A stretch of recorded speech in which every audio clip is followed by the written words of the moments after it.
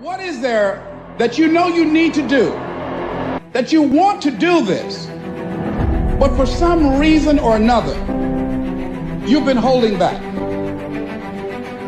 For some reason or another, you just have not been able to work through the procrastinating or putting it off or justifying, and you know you ought to do this. You really want to do this, but you don't know why you haven't done it. There are times when you're looking at it and you say, I know I need to do this, but I don't feel like it.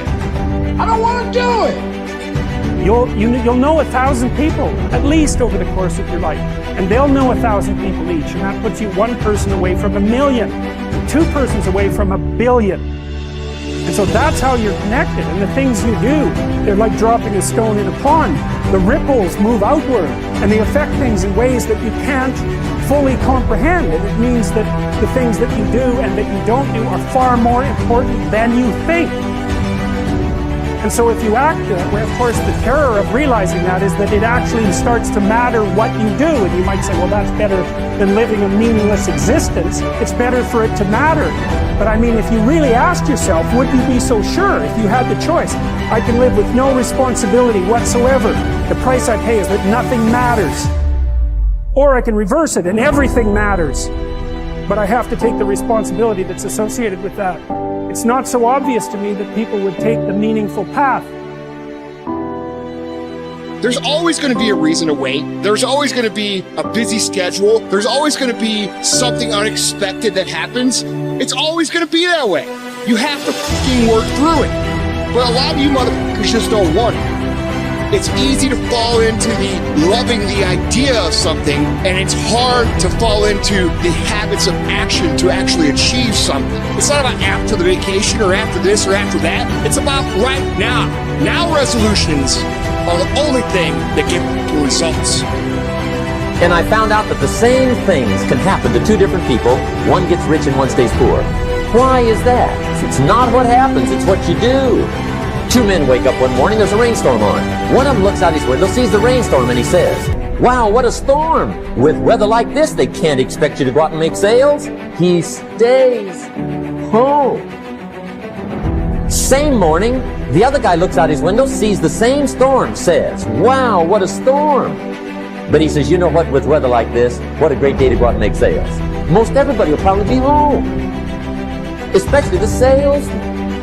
See, that's the difference in how your life works out. It's not what happens, it's what you do. Here is your great soul, the man who has given himself over to fate.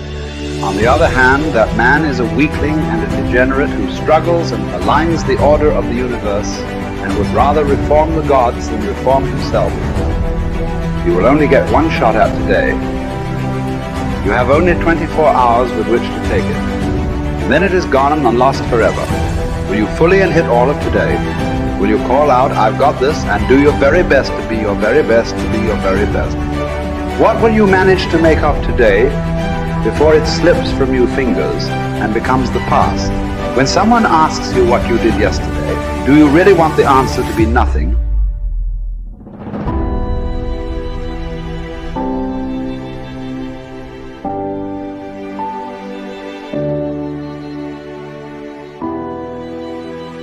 It is not that we have a short time to live, but that we waste a lot of it. Life is long enough, and a sufficient generous amount has been given to us for the highest achievements, if it were all well invested. But when it is wasted in heedless luxury and spent on no good activity, we are forced at last by death's final constraint to realize that it has passed away before we know it has passed. As for us, we face things that are not nearly as intimidating, and then we promptly decide we're screwed. This is how obstacles become obstacles. In other words, through our perception of events, we are complicit in the creation. As well as the destruction of every one of our obstacles, there is no good or bad without us, there is only perception. There is the event itself, and the story we tell ourselves about what it means.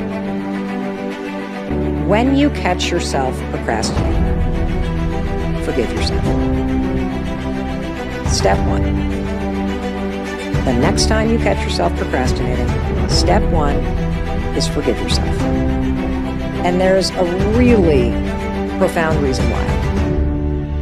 Procrastination is not about laziness. It's not about a lack of discipline. It's not something you do because you're dumb. Procrastination is a coping mechanism. You just have a desire to feel good right now. You deserve that. You have a desire to lessen the stress in your life. And you deserve to lessen the stress in your life. I get it. When you're somebody that procrastinates, you're really hard on yourselves to begin with. In fact, being hard on yourself is one of the major causes of why you're so damn stressed. And so taking a moment and forgiving yourself, and you've got to actually have a talk with yourself, where you are sitting there like, oh my God, 2 hours just went by? Wow, I must be really stressed out. I forgive myself for just blowing off 2 hours on social media, and you know what? I can spend the next hour setting my day up tomorrow for success. The next step that you're going to take, once you forgive yourself, you got to recognize that you're doing it. Why? Because patterns and habits repeat unless you replace them. And so noticing that it's a pattern, catching yourself, forgiving yourself, that is a way we're going to break this pattern. Because the step 2, based on research, you must identify what you're stressed about. When you identify what you're actually stressed about, it loosens its grip on you. It comes out of hiding. And see, I think that stress backpack is an important analogy or metaphor. If you're sitting on the couch, 2 glasses of wine in, and you realize you've procrastinated for the last 5 hours, and you've acknowledged it, you've forgiven yourself for doing it, you've acknowledged the stress that you feel because, you are in a fight with a friend or a boyfriend or whatever, what is the you that's going to wake up tomorrow morning want you to do right now? I'll tell you what that you wants you to do. They want you to get off the couch. They want you to pack lunch for tomorrow. They want you to brush your teeth and turn off the TV and the phone and read 10 pages of nonfiction and get a good night's sleep. That's what the future you wants you to do. The future you does not want you to slip back into that vicious cycle and spend another 3 hours watching cat videos and memes and TikTok videos, which we both know is exactly what you would do if you didn't break the cycle by forgiving yourself for doing it for 3 hours, acknowledging what you're stressed about, and then deciding what the future you wants you to do instead. And then finally, use the 5-second rule. Use the 5-second rule. It's one of the most effective science-backed starting rituals on the planet for creating a new habit or pattern. And all you're going to do is you're just going to start. Because after you've forgiven yourself and you've validated what's stressing you out, and you've tapped into the future you who is kicking ass and taking names and needs you right now, the problem isn't your ability to do what you need to do. The problem is you've been trapped in this stress and trauma and nervous system triggered vicious procrastination cycle. Don't waste the rest of your time here worrying about other people unless it affects the common good. It will keep you from doing anything useful. So there are 2 reasons to embrace what happens. One is that it's happening to you. It was prescribed for you, and it pertains to you. The thread was spun long ago by the oldest cause of all, the art of living. Is neither careless drifting on the one hand nor fearful clinging to the past on the other. It consists in being sensitive to each moment and regarding it as utterly new and unique, in having the mind open, wholly receptive. When you start to lose your temper, remember, there's nothing manly about rage. It's courtesy and kindness that define a human being, and a man. That's who possesses strength and nerves and guts, not the angry whiners. People seek retreats for themselves in the countryside, by the seashore, in the hills, and you too have made it your habit to long for that above all else. But this is altogether unphilosophical. When it is possible for you to retreat into yourself whenever you please, for nowhere can one retreat into greater peace or freedom from care than within one's own soul. Especially when a person has such things within him, he merely has to look at them to recover that perfect ease of mind. And by ease of mind, I mean nothing other than having one's mind in good order.